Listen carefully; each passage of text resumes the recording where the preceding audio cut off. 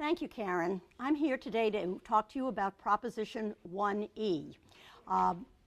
Similar to what Karen said, I'm going to discuss some background material before I get to Proposition 1E because it all depends on two statutes, two existing laws that you voted for or that the federal government has mandated so that Prop E can work. So the first one I want to talk to you about is something called Proposition 63. You voted for that in 2004, and it's also called the Mental Health Services Act. It was approved by the voters to provide funding for certain mental health programs through a 1% income tax, personal income tax, on taxable incomes over $1 million. Prop 63 does not use the general fund, as it is specifically funded through this other tax on the multi-million-dollar folks, and it's dedicated to these mental health programs. So $2.9 billion has been collected by 2008, but delays in getting the program started meant that only $1 billion has actually been approved for distribution, leaving approximately $1.9 billion in reserves for that program. An important restriction on the proposition is that the state is specifically barred from reducing state general fund dollars for mental health services below the 2003 and 2004 levels. So you can't go from Peter to Paul. That program was specific for mental health, Prop 63, and it doesn't use general fund dollars, and general fund dollars were not allowed to drop, so it couldn't supplant the dollars that they got from Prop 63. There's another program I want to mention to you, and it's called, terrible name, but it's called Early and Periodic Screening, Diagnosis, and Treatment Program. That long name is a federally mandated program. It requires the state to provide a broad range of health services, including mental health, to Medi-Cal beneficiaries under the age of 21. The federal government provides about half the funding, and the state must participate in this program. All right, so you have those two existing programs. So what does Prop 1E do? This is also for a 2-year period. It's temporary. Prop E would transfer funds from the Mental Health Services Act, that Proposition 63, to this Early and Periodic Screening, Diagnosis, and Treatment Program to pay for mental health services for children and for young adults. In 2009-2010, $226.7 million would be redirected, and approximately the same amount, or a little more, in 2010-2011. These redirected funds would offset general fund state costs for the federal program. So just to explain that, we must pay into this federal program or we lose the federal dollars. So what this Proposition 1E is going to do is going to take the money from Prop 63, that Mental Health Services Act, and going to pay that half to the federal mandated program. Therefore, the state general fund does not have to pay for it. So it's a savings. That's how it's a savings to the state general fund. Fiscal effect. Prop 1E would result in state general fund savings of about $230 million each year for 2 years. It would result in an equivalent reduction in Prop 63 spending. Additionally, if Prop 63 funds are cut, state and local governments might incur additional costs to backfill those programs. So what does a yes vote mean and what does a no vote mean?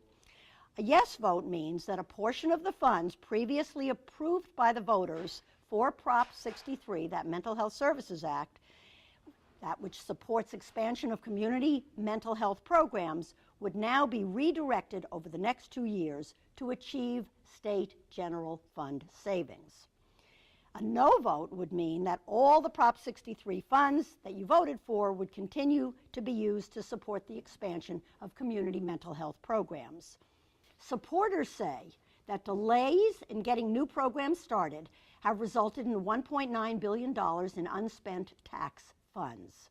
Prop 1E puts these unspent funds to use by redirecting them to help balance the state budget. The second reason that supporters say to support Prop 1E is that partial temporary cuts to Prop 63 programs now will help the state avoid more severe budget cuts that could require even deeper cuts in programs later. And finally, that Prop 1E ensures that the state will provide the required funds for early periodic screening, diagnosis, and treatment programs, a use consistent with the approach of Prop 63. Opponents say this is only a stopgap measure that does nothing to address the state's fundamental fiscal crisis. The amount of money this proposition would transfer to the general fund is a small fraction of the state budget, but in many cases it provides the only meaningful source of help for our most vulnerable citizens. Opponents also say that Prop 1E seriously cuts mental health programs mandated by the voters that are helping many people living with mental illness in our community. And finally, that Prop 63 saves the state and local governments money by reducing incarceration, homelessness, hospitalizations, and school failure.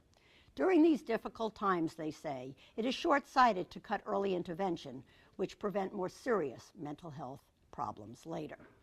So who's in favor of Proposition 1E? Budget Reform Now, California Teachers Association, California Taxpayers Association, California Chamber of Commerce, and the San Francisco Chronicle in their latest editorial. Who's opposed? The National Association for the Mentally Ill of California, the California Council of Community Mental Health Agencies, and the National Association of Social Workers for California.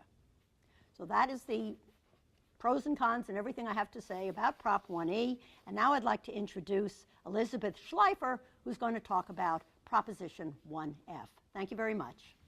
Proposition 1F concerns elected officials' salaries. It prevents pay increases during budget deficit years and is a legislative constitutional amendment. Currently, compensation for elected officials is determined by a governor-appointed commission. The commission sets only salary and not per diem rates. This bill, 1F, will restrict how that commission makes decisions. Proposition 1F would amend the state constitution to prevent the commission from approving salary increases in years when there is a projected budget deficit. 1F will lead to some savings for the state. However, the savings in any given year would be minimal. Since the year 2000, the commission has only raised the pay of elected officials 4 times, with the increases being equal to or less than the rate of inflation. 1F may have some impact on budget decisions. The passage of 1F may encourage budgetary decisions that may reduce a projected deficit or even make it less likely that a deficit would emerge at all. Supporters of 1F believe that state officials should not have their salaries increased while services are being cut to save money. Also, they believe this change would save money and improve California's control over its finances. Finally, supporters feel that 1F would bring accountability to the legislature and motivate elected officials to serve the public more responsibly. The supporters of 1F are Senator Abel Maldonado, the National Tax Limitation Committee, the Small Business Action Committee, Budget Reform Now, the California Taxpayers Association, and the California Teacher Association. Opponents disagree. They think this proposal would be ineffective and would only give the illusion of change. Opponents believe nothing in 1F would change the ideologies of the officials who decide on the budget. They also point out that Proposition 1F could save at most only a minor amount of money. Finally, opponents draw attention to the fact that the state budgeting process has structural problems, and they believe these problems can only be solved by structural reform. 1F is opposed by Pete Stahl, the California Federation of Teachers, and the California Nurses Association.